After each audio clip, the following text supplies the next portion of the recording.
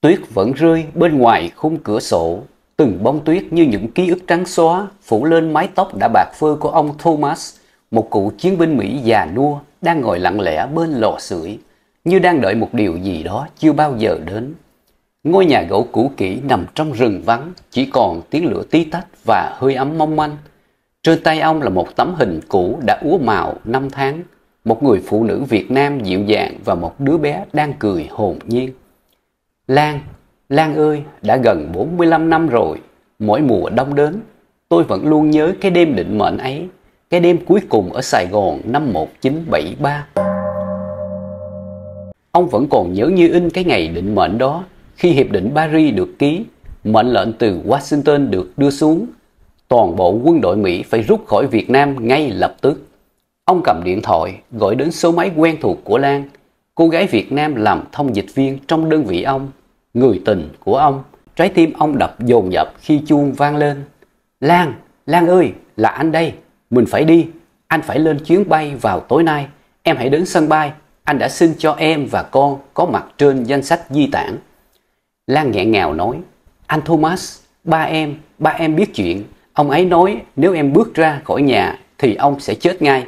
Ba em bảo gia đình mình sống ở Việt Nam ổn mà, có nhà cửa tốt, đi Mỹ làm gì? Em không biết phải làm sao Thomas à. Ba em khóa cửa, em không ra khỏi nhà được. Em nhớ anh nhiều lắm, anh hứa phải trở lại Việt Nam với em và con chúng ta. Thomas chết lặng, tay siết chặt chiếc mũ lính cũ, anh hét lên. Lan, làm ơn đi, tối nay hãy cố gắng đến. Em sẽ không hiểu đâu, em không hiểu được đâu. Lần này có thể anh sẽ không bao giờ quay lại Việt Nam được nữa. Anh Thomas ơi, ba em đang đi đến, em cúp máy nha. Anh hứa sẽ quay lại với em và con. Nói xong, Thomas nghe tiếng la lớn bên điện thoại Lan và tiếng cúp máy. Tối hôm đó tại sân bay, âm thanh hỗn loạn của trực thăng, tiếng loa gọi lính Mỹ lên máy bay, tiếng khóc trẻ con, tiếng giày giẫm trên nền bê tông nóng bức. Thomas đứng lặng giữa biển người, tay cầm tờ giấy xuất cảnh cho Lan. Mắt anh quét khắp đám đông, hy vọng một phép màu, nhưng không thấy bóng dáng thân quen đó. Tìm mãi không thấy Lan. Giọng anh sĩ quan hét lớn, Thomas, go now, lên ngay bây giờ. Thomas quay đầu lại thêm một lần nữa, vẫn không thấy Lan. Anh bước lên bậc thang máy bay mà lòng như bị xé thành từng mảnh. Ngồi trong khoang máy bay, Thomas úp mặt vào lòng bàn tay, nước mắt chảy ra như chưa từng có một người lính nào dám khóc trước mặt đồng đội. Chiếc máy bay gầm rú rời khỏi bầu trời Sài Gòn, mang theo một người đàn ông mà trái tim đã bỏ lại phía sau. Tuyết lại rơi bên ngoài khung cửa sổ, lò sưởi cháy lách tách trong căn nhà gỗ nhỏ nằm sâu giữa rừng thông. Ông Thomas, người cựu chiến binh đã già, ngồi tựa trên chiếc ghế bành cũ kỹ, hai tay ôm một tấm ảnh bạc màu, mắt ông nhắm hờ nhưng lòng thì thức tỉnh hơn bao giờ hết. Nếu như hôm đó em đến thì bây giờ đã khác rồi. Hơn 45 năm rồi Lan à, và anh vẫn nhớ em. Anh không biết em còn sống hay không, nhưng nếu còn, liệu em có nhớ đến anh dù chỉ một chút? Thomas nhắm mắt, ngửa đầu ra sau, hồi tưởng, tấm ảnh đặt trên ngực, gió thổi nhẹ, tuyết rơi qua khung cửa kính. Bất ngờ, giữa đêm yên tĩnh, chiếc điện thoại vang lên từng hồi chuông dồn dập. Thomas giật mình chồm dậy. Hello, một giọng nữ vang lên. Dạ, cháu xin lỗi gọi trễ. Đây có phải là ông Thomas Adams không ạ? Yes, tôi đây, ai đó? Cháu là Hương, bạn của anh Hòa. Mẹ anh Hòa tên là Lan. Bà ấy từng kể ông là cha ruột của anh Hòa. Thomas đứng sững, không gian như ngưng lại. Lan, cô ấy còn sống sao? Hòa, là con trai tôi. Dạ đúng vậy, anh Hòa lớn rồi, sống ở Cali. Mẹ anh ấy vẫn khỏe, tuy yếu đi nhiều, nhưng bà ấy vẫn giữ một tấm ảnh cũ có ông trong suốt 45 năm. Thomas đưa tay lên miệng, cố kìm trong tiếng nấc. Làm ơn cho tôi gặp họ đi, làm ơn, tôi muốn gặp họ ngay bây giờ.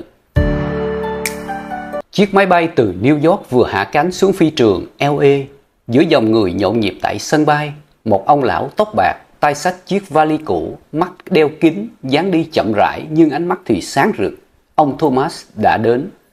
Từng bước chân chậm trên lối ra, trên tay ông vẫn là tấm hình cũ và lá thư chưa từng gửi. Ông hồi tưởng về những năm tháng đã qua. Thomas từng có một cuộc sống khác sau khi về Mỹ năm 1973. Vài năm sau, ông kết hôn với một người phụ nữ Mỹ. Họ có một đứa con. Ông chưa từng kể cho ai biết về Lan. về đứa con trai. Ông chia sẻ, tôi không dám nói cho ai biết, tôi sợ vợ tôi sẽ không hiểu, tôi sợ sẽ phá vỡ một gia đình đang yên bình, hạnh phúc. Nhưng rồi vợ ông qua đời sau một cơn bạo bệnh. Hơn 5 năm trước, con cái trưởng thành rời khỏi nhà, Thomas sống một mình và mỗi mùa đông, nỗi nhớ cũ lại ùa về như lớp tuyết trắng phủ kín trái tim băng giá của ông. Nhiều năm trước đó, ông viết một bài chia sẻ ngắn trên một diễn đàn cựu chiến binh với hy vọng mong manh. Tôi từng yêu một cô gái Việt Nam tên Lan ở Sài Gòn năm 1971. Tôi nghĩ cô ấy sinh cho tôi một đứa con trai. Nếu ai biết bất cứ tin tức gì, xin hãy nhắn giúp tôi. 5 năm trôi qua, không ai trả lời. Cho đến ngày trước, một ngày đầu xuân, Hương, bạn thân của Hòa, trong một lần tìm thông tin về lịch sử Việt-Mỹ, tình cờ thấy bài đăng cũ. Bức ảnh trong đó khiến cô đứng hình giống hệt ảnh mẹ Hòa từng giữ. Cô ngay lập tức gọi cho ông hôm đó. Ông Thomas chậm rãi bước ra, kéo theo chiếc vali nhỏ. Trên tay ông là tấm ảnh cũ đã cũ mềm theo thời gian, nhưng vẫn được giữ rất cẩn thận. Ông đi qua cổng hải quan, qua khu kiểm tra, cánh cửa tự động tại phi trường LA vừa mở ra. Từ xa, một bóng người phụ nữ già nua đứng bật dậy. Là bà Lan. Bà chạy lại, không do dự, không kịp suy nghĩ. Bà ôm chầm lấy ông Thomas trước sự ngỡ ngàng của những người xung quanh. Thomas, là anh thật rồi, là anh thật rồi. Em tưởng không bao giờ còn gặp lại được anh nữa. Giọng bà nghẹn ngào, run rẩy, vỡ òa như một đứa trẻ tìm lại người thân sau cơn lạc mất. Bà bật khóc, nước mắt tuôn như đã chờ mấy mươi năm để được rơi xuống vào khoảnh khắc này. Thomas cũng rưng rưng khóc. Ông không nói nên lời, ông chỉ ôm lấy bà, người phụ nữ mà ông từng yêu hơn cả cuộc đời mình, người mà ông đã đánh mất chỉ vì một chuyến bay định mệnh. Anh Hòa vẫn giữ gương mặt gần như lạnh lùng. Khi ông Thomas quay sang, ánh mắt hai người đàn ông, cha và con, lần đầu chạm nhau sau hơn nửa thế kỷ. Hòa gật đầu nhẹ, chào ông, rồi anh quay đi. Không một cái ôm, không một câu trách mắng, chỉ một lời chào và cả bầu trời im lặng sau đó. Trên đường đi về nhà, Thomas ngồi ghế sau, tay vẫn cầm tấm ảnh cũ. Lan ngồi cạnh, nắm chặt tay ông như sợ mất thêm một lần nữa. Hòa lái xe phía trước, mắt nhìn thẳng, không nói tiếng nào. Cuộc hội ngộ đã xảy ra, nhưng cuộc đoàn tụ vẫn còn dang dở. Căn nhà nhỏ của bà Lan tại tiểu bang California. Cửa vừa mở, Lan nhẹ nhàng dắt ông Thomas vào. Căn nhà đơn sơ nhưng gọn gàng, mang đầy màu sắc Việt. Tranh sen, ảnh gia đình, bình trà gốm, bàn thờ nhỏ. Ông Thomas nhìn mọi thứ bằng ánh mắt vừa lạ vừa quen. Lan à, em sống ở đây bao lâu rồi? Ông khẽ hỏi. Từ ngày mẹ con em sang Mỹ theo diễn con lai, mẹ con em tự lo tất cả, cũng không nghĩ có ngày anh sẽ đến. Sau đó, Thomas bước lại gần, muốn nói gì đó với Hòa, nhưng Hòa vẫn giữ khoảng cách. Sự căng thẳng vẫn còn như một lớp kính dày giữa hai trái tim lạ.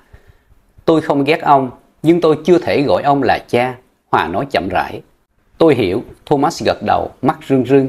Tôi đến đây không đòi hỏi gì cả, tôi chỉ muốn nếu còn chút thời gian được ngồi cạnh con trai của mình. Trong nhà, căn bếp nhỏ rộn ràng mùi thức ăn Việt, canh chua, cá kho tộ, rau muống xào tỏi, mùi vị quê nhà làm căn nhà ấm hơn mọi khi. Ông Thomas ngồi đối diện Hòa, còn bà Lan chậm rãi dọn từng món ăn ra bàn.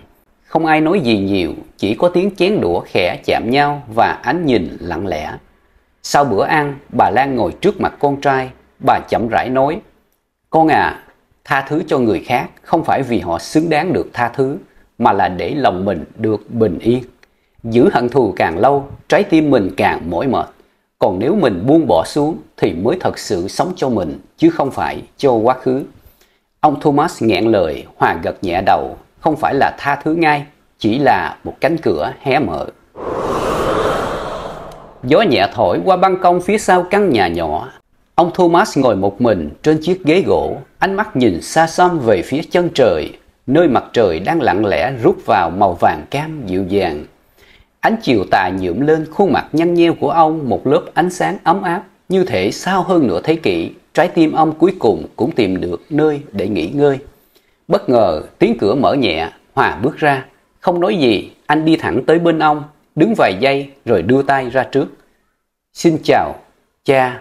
Thomas ngước lên nhìn, đôi mắt ông rưng rưng. Ông đứng dậy, nắm lấy tay con trai, khẽ run nhưng đầy cảm xúc. Và ông ôm lấy con trai. Bà Lan cũng bước ra ngoài, nhìn hai người đàn ông, một già, một trung niên ôm nhau trong im lặng. Ánh mắt bà rưng rưng, nhưng môi bà mỉm cười. Bà ngước lên bầu trời chiều kali lộng lẫy với những vệt nắng vàng cam rực rỡ. Những tán cây im lặng đón lấy ánh sáng cuối ngày. Hơn 45 năm trước, Sài Gòn đã chia cắt chúng tôi, mỗi người một nơi. Nhưng hôm nay, tại quận Cam, ánh nắng hoàng hôn ở tiểu bang Cali này đã mang chúng tôi trở lại bên nhau. Vài năm sau, ông Thomas đã qua đời. Sau những năm tháng cuối đời ngắn ngủi nhưng yên bình bên cạnh bà Lan và con trai, ông ra đi trong giấc ngủ nhẹ nhàng như một người đã buông được cả một đời dai dứt. Bà Lan từ đó trở nên lặng lẽ, bữa cơm thiếu ông, mắt bà nhìn xa hơn, ít nói hơn. Và rồi, một năm sau ngày ông mất, bà cũng lặng lẽ ra đi, không một lời trăn trối, chỉ để lại sự im lặng lắng động trong căn nhà nhỏ quen thuộc. Sau đám tang mẹ, Hòa ngồi một mình trong căn phòng cũ của bà. Anh mở chiếc hộp cũ mà từ nhỏ anh chưa bao giờ được phép động vào. Bên trong là ảnh, vài trang thư, một tấm áo dài cũ và một phong thư mỏng, nét chữ quen thuộc. Gửi Hòa, con trai yêu quý của mẹ. Tay anh run lên khi mở thư. Trời ngoài kia, nắng hoàng hôn bắt đầu nhuộm vàng bức rèm cửa. Ánh sáng nhạt hắt lên trang giấy, soi rõ từng dòng chữ nghiêng nghiêng, run rẩy. Lá thư của mẹ, con trai yêu quý. Nếu con đang đọc lá thư này thì mẹ không còn nữa. Mẹ không biết mình có nên viết những điều này hay không. Mẹ đã do dự rất nhiều suốt cả cuộc đời. Nhưng mẹ không muốn ra đi mang theo một điều mà con nên được biết. Con à, ngày xưa khi đơn vị 3 rút khỏi khu vực Sài Gòn và chuyển sang căn cứ khác, mẹ có ở lại một mình. Trong khoảng thời gian đó, một người bạn của ông ấy đã tìm đến mẹ. Ông ấy say rượu, say rất nhiều. Đó là một đêm mưa mẹ không bao giờ quên được.